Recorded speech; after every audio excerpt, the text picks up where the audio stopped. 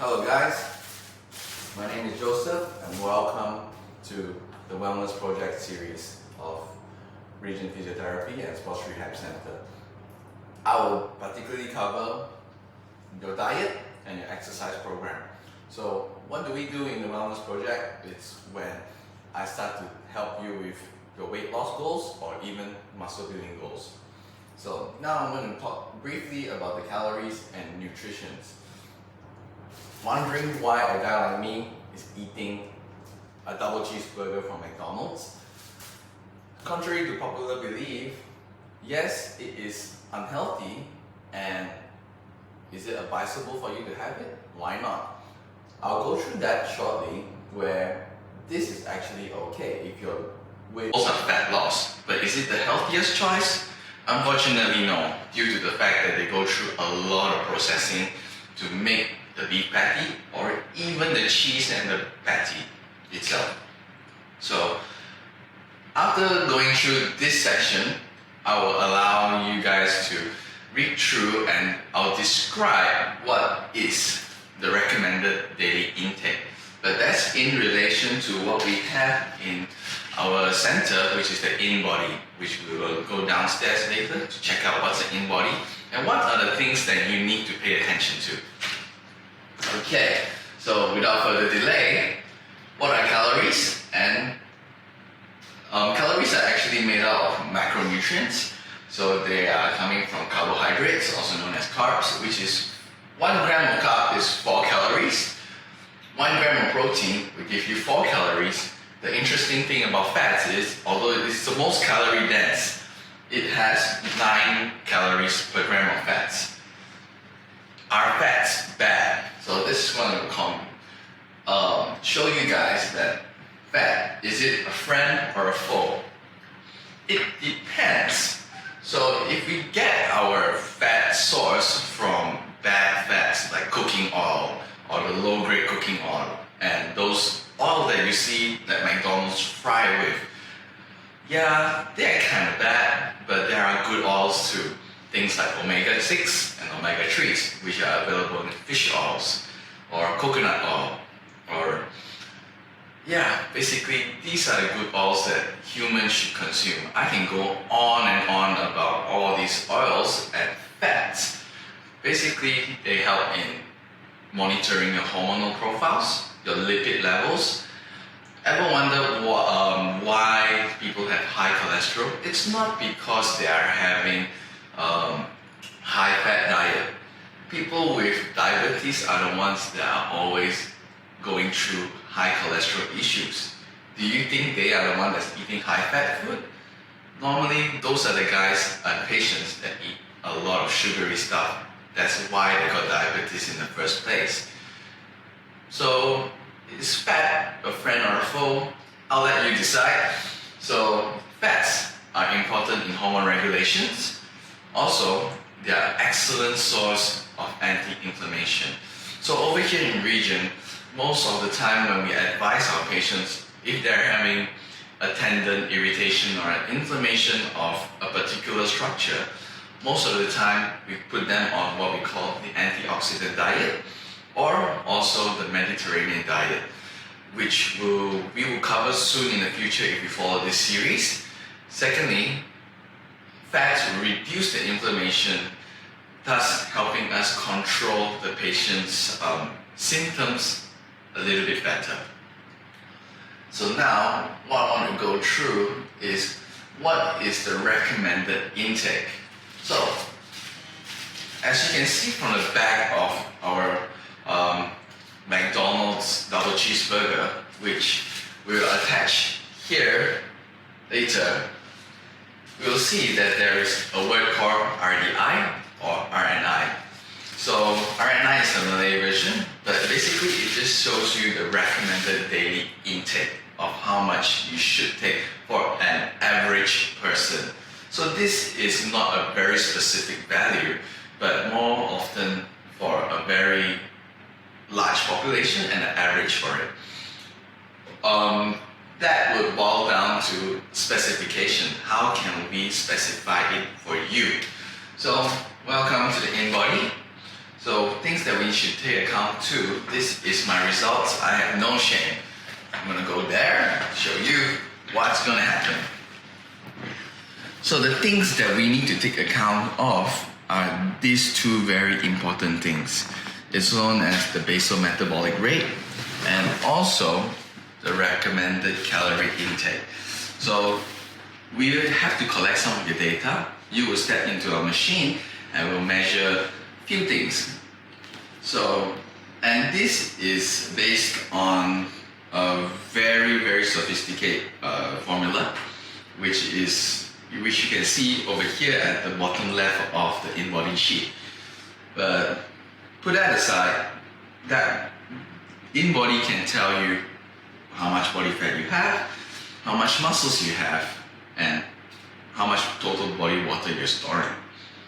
So let me explain a little bit of what is basal metabolic rate. Basal metabolic rate is the amount of calories that you need to eat a day for normal maintenance and for your organ survival.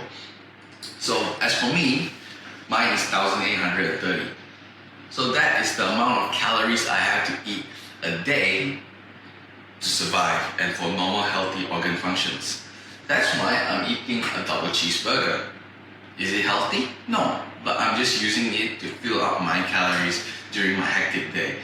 It's almost very hard for someone like me, a bodybuilding athlete, to eat 100% clean and nutrient-dense food because I will have to eat a lot of chicken breast and rice to hit the amount of what a small cheeseburger can give me. So I am sacrificing health for my calorie intake. Is it the best choice for you? You decide. My goal is fat loss, so I have to take into account of the calorie intake first. Secondly, on the research parameters, when the results come out, it shows the recommended calorie intake. Mine is 2,787.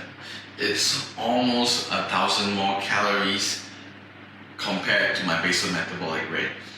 So to put A and B together, I need to eat an extra 1,000 calories to help me lose fat. Why is that?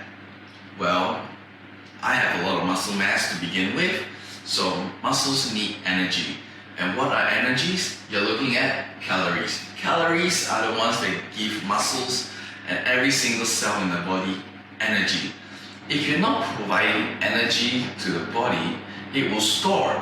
So this is what I encounter with a lot of clients in the past and current patients of mine. They are telling me they are trying different diets, keto diet, fasting diet, whatever. They even go to liquid diet. They lose a big weight jump. So they lost almost half the weight they used to have. But the moment they start eating normal again, when they go out and socialize with their friends, all of a sudden they put the weight back on. Why is that? That's because we do not respect the law of thermodynamics. What is the law of thermodynamics? Meaning energy in, energy out. So you need to eat the amount of calories that your organs need. Over a period of time, your metabolism will start to grow. And once that is starting to grow, only then you can manipulate this value or calorie intake. That's when you go down for a bit and up a bit. So sometimes it's important to take one step back to move 2 steps forward. Same thing for your diet. So over here, we personalize everything for you. And if there be any questions, do drop us a PM or a DM. So now, Ask Physio Joe section. So I'm gonna put this away. So this is a bonus question where I get asked a lot, being a competitive bodybuilder and also an athlete. And most of my auntie patients, they'll ask, "Hey Joseph, how do I lose my belly fat? Or how do I get rid of my arm fat?" Well, the sad news is there is no direct exercise that can help you destroy are fats or belly fat, what I call side fat loss. Unfortunately, we do not have such things. Well, if you're talking about surgeries, then yes, liposuction are things that can help reduce almost immediately all the fats there. But if you ask me, and if you want a more permanent result, this would require you to go into a diet and an exercise regime. There is no such thing as site-targeted fat loss. Once a place is having, when your body, let me rephrase, when your body is in a fat loss mode, you will lose fat from all over the body. The problem is that our tummy here is the center of gravity. So this is where fats like to get stored, because this is where we find our center of gravity.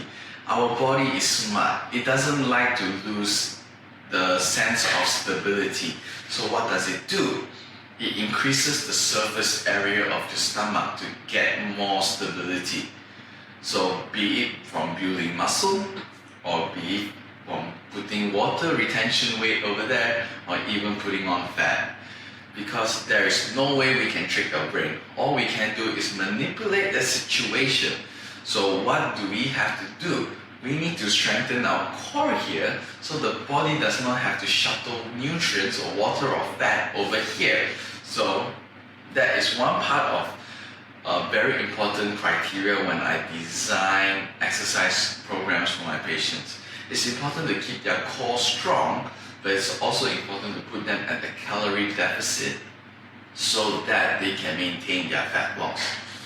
So all in all, I hope you guys understand, and this is a very basic, but fats is a very, very debatable topic, and I'll attach some evidences over here to see that is fat a friend or foe, and some evidence shows that it does even improve your testosterone level. So for guys who really want to work hard in the gym, and yeah, fat is not your enemy. It might even help you put on some muscles. So I hope that answers a lot of questions, and do follow us through this wellness program series, and I'll see you again next episode.